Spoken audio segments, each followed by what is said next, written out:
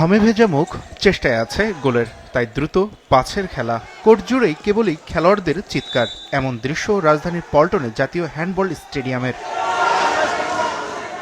এখানে খেলতে নামা এই তরুণদের অনেকেই জানেন হ্যান্ডবল খেলে ভবিষ্যৎ নিশ্চিত নয়, তবুও তারা খেলেন, কারণ তাদের কাছে খেলাটা শুধু পেশাই নয়, বরং দেশের জন্য কিছু করার আকুতি।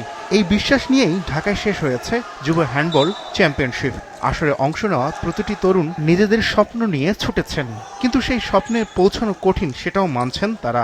ক্যারিয়ার হিসেবে যে হ্যান্ডবলকে বেছে নেওয়া যাবে বা আগামীতে আমি হ্যান্ডবলকে করে যে আমি অনেক বড় ক্যারিয়ার পাবো, এটা আশা করা যায় না।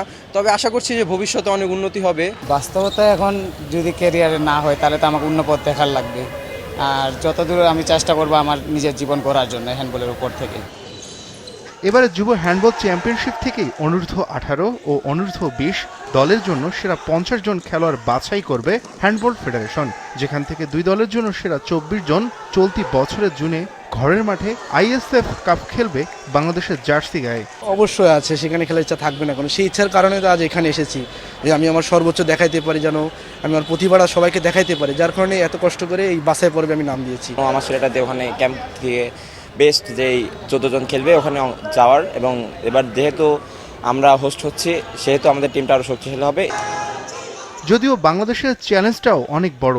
আইএসএফ কাপে লাল সবুজের প্রতিপক্ষ ভারত, শ্রীলঙ্কা, মালদ্বীপ, নেপাল, ইয়েমেন ও আফগানিস্তান। অন্য দলগুলোর তুলনায় বাংলাদেশের খেলোয়াড়রা নিজেরাও এগিয়ে। বর্তমান রানার্স আপ হিসেবে আবারও নিজেদের সামর্থ্য প্রমাণের অপেক্ষায় বাংলাদেশের। হাইট, ওয়েট এবং ট্যাকটিক্যাল বডি ফিটনেসের উপর বেশি গুরুত্ব দিচ্ছি আমরা এই মুহূর্তে। চ্যাম্পিয়ন আমরা আগেই বলতে পারবো না, তবে আমরা আশাবাদী যে গত বছর যেহেতু আমাদের এক্সপিরিয়েন্স যথেষ্ট প্লেয়ার আছে, আবার এই বছর কিছু নতুন প্লেয়ার উঠে আসছে। 2টা ক্যাটাগরিতে আমাদের সাথে খুব ভালো ফাইট হবে ইন্ডিয়ার সাথে। হ্যান্ডবল হয়তো দেশের স্বপ্ন দেখার সবচেয়ে সহজ পথ নয়, তবু এই তরুণরা খেলছে কারণ লাল সবুজ জার্সি গায়ে তোলার গর্ব তাদের কাছে সবচেয়ে বড়।